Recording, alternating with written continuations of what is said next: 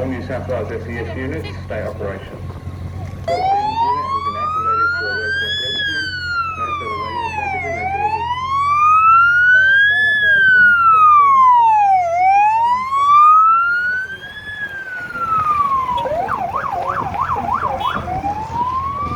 Copy that, 4-5.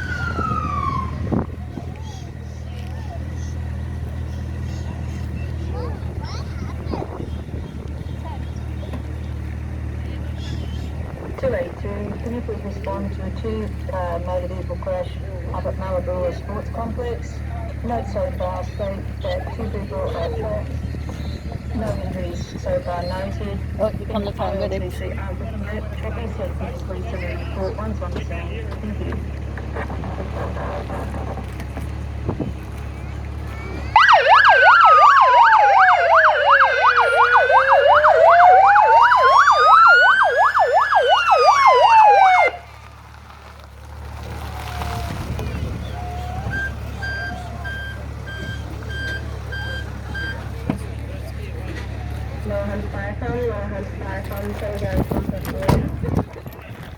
Senior confidence response on two-car ABI over the Ford complex, technical services track to respond over.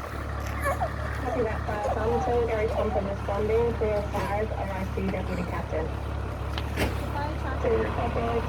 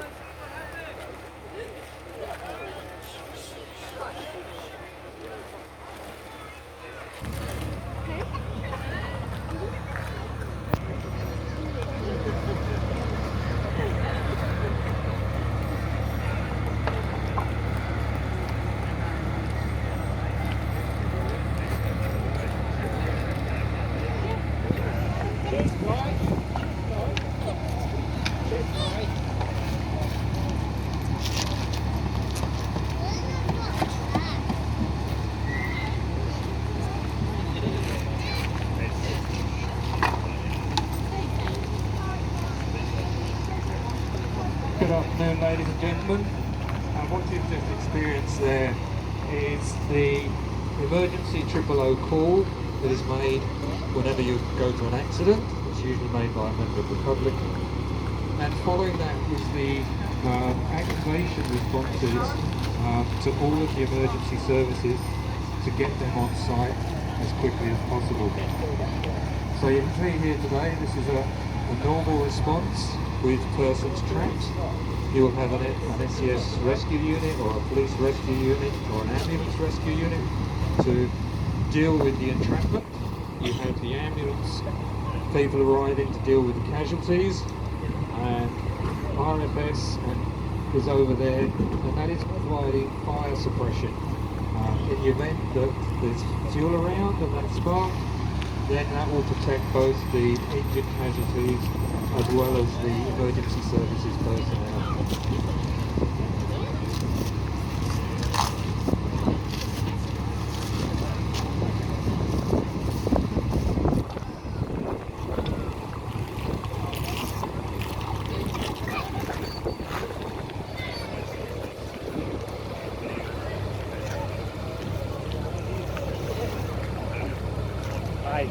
What are you doing? What are you doing?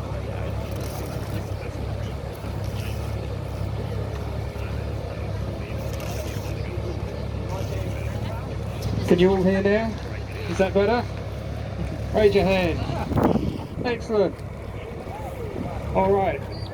So for those of you who didn't hear, you heard the 000 emergency service call, and that's a transcript of the call that will be made. Now, if you are calling emergency services, the best thing that you can do is to allow them to prompt you through the information.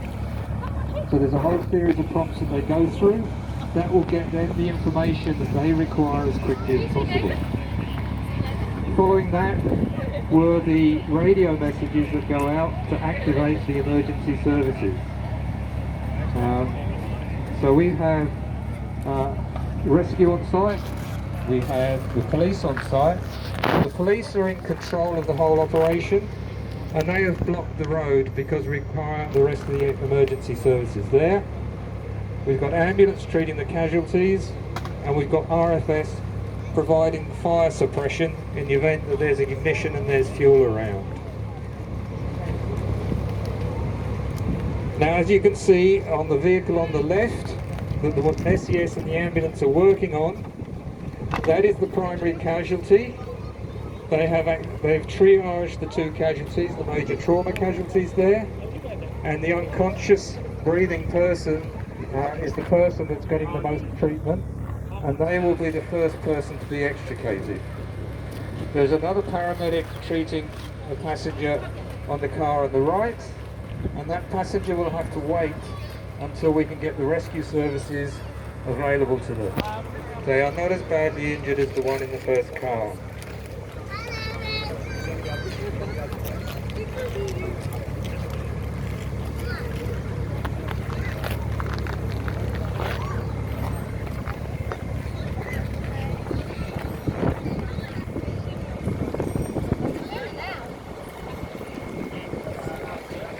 Now, SES Rescue has actually assessed that entrapment for that person in there.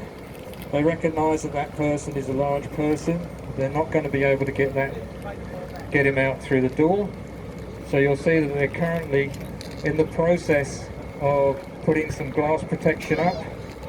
And their first plan of attack will be to take that roof completely off, and then we'll be able to get him out through the back of that car.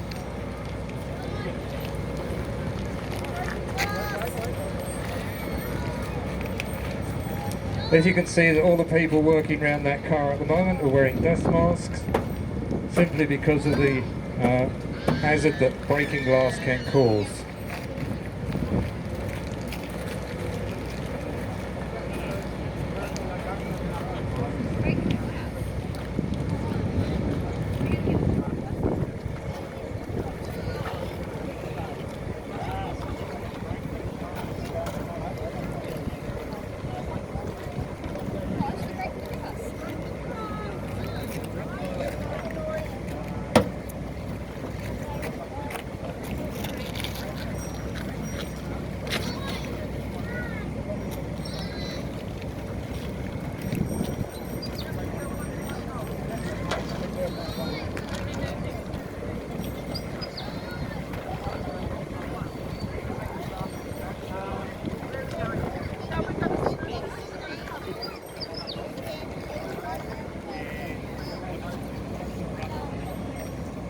So you'll notice there that there's a rescue team leader who's managing the rescue extrication, and there's an ambulance commander there as well who's managing the casualty team.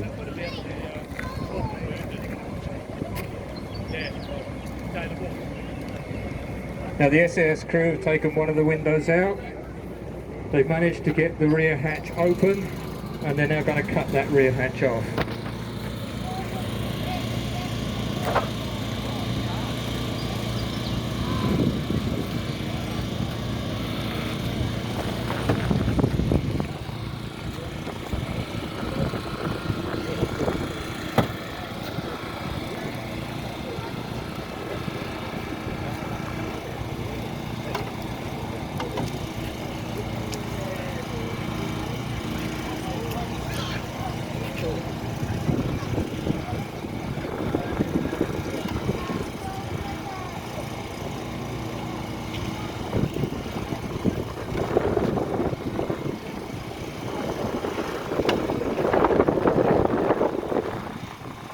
can see from the car on the right there that on the other side the police are actually talking to the driver.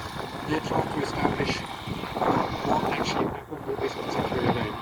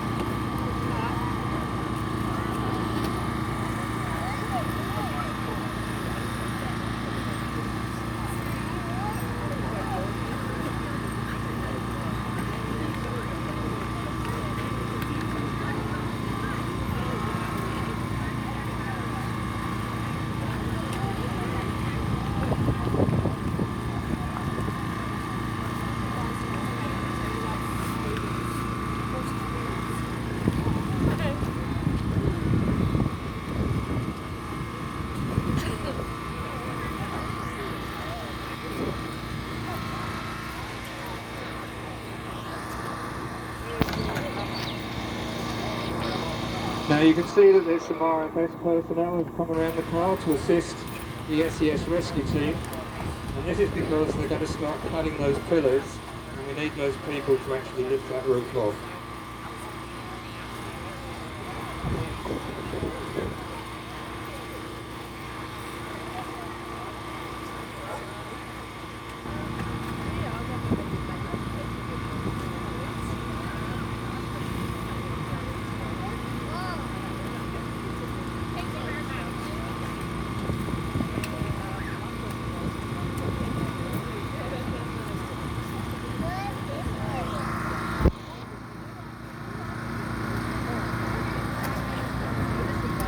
The tool that they're using at the moment, the cutters, for those of you who'd like to know how heavy they are, they weigh around 20 kilos. So they're not light tools, but they do have to use them in some quite awkward positions as well.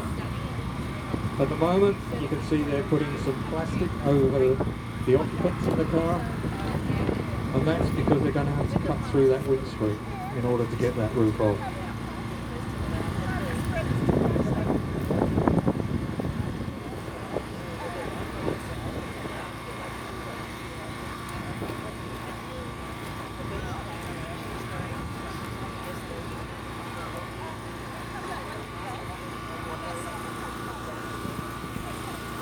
The tool that Cheryl's just picked up there, those are what we call the spreaders, or what you would commonly call the jaws of life.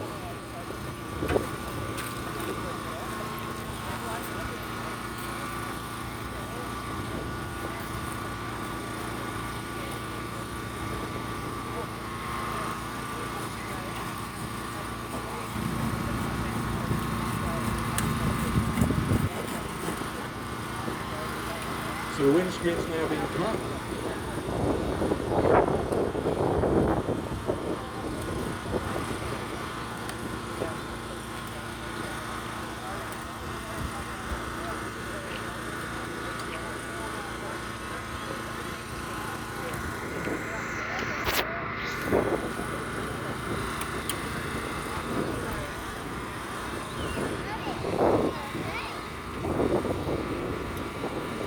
Now you can see the spreaders are being used at the back of the car, and what they're doing there is they're going to crush that piece of metal there so that we can actually get the cutters into it to actually cut it.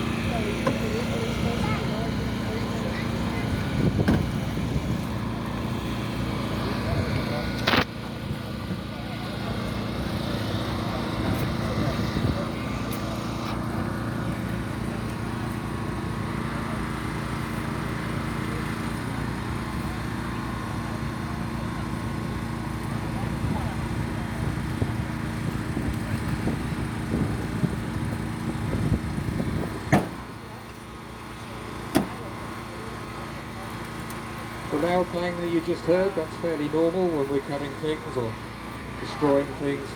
And that's just because of the stresses in the metal when the car's actually been in an accident. You'll also notice that the ambulance personnel have got saline drips into most of the major casualties.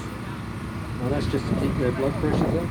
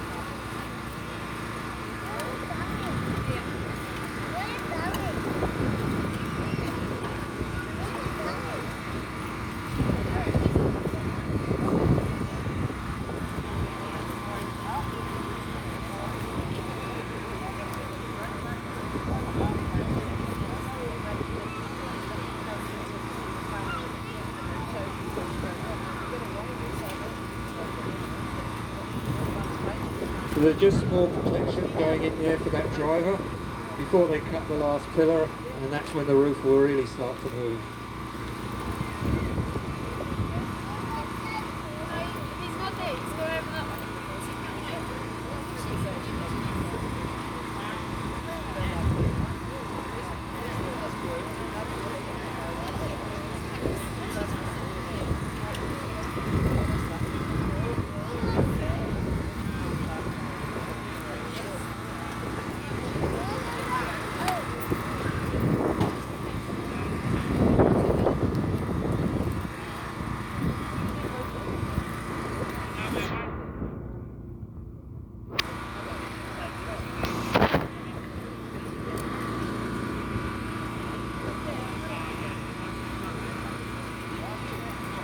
So the last pillar is now just being cut. Everybody's got a good hold of that piece of roof. And there you can see it's now free and will be taken out of the way.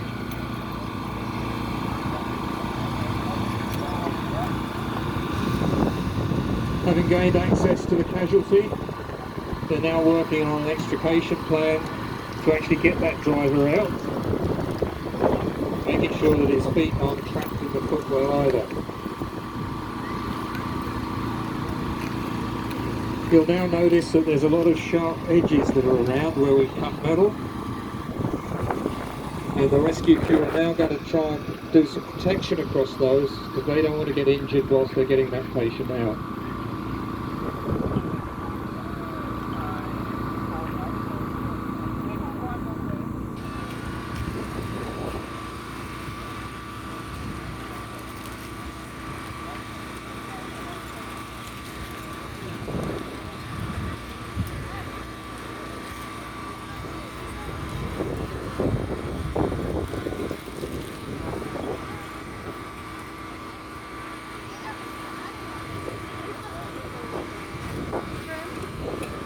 You can see that there's an ambulance person in the car.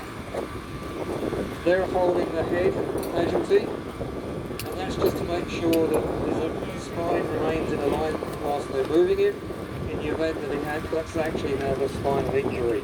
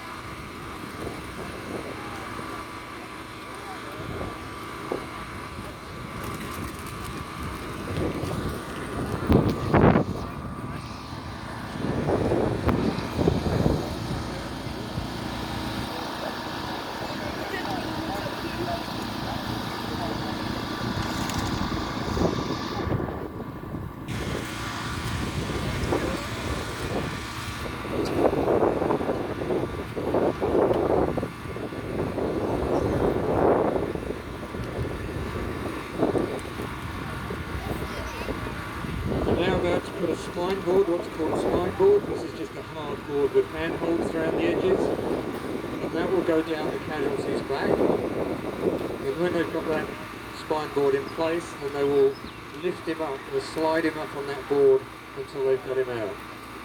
They're just discussing between themselves what the actual plan is and who's going to be carrying out what operation, so they all know what's going to happen at the same time.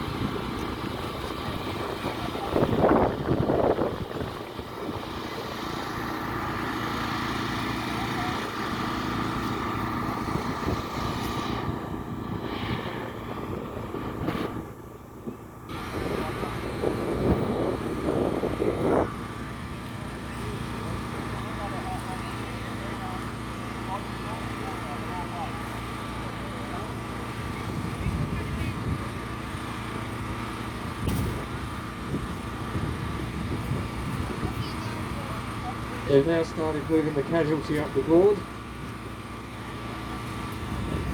As you can see, it's very awkward to do this.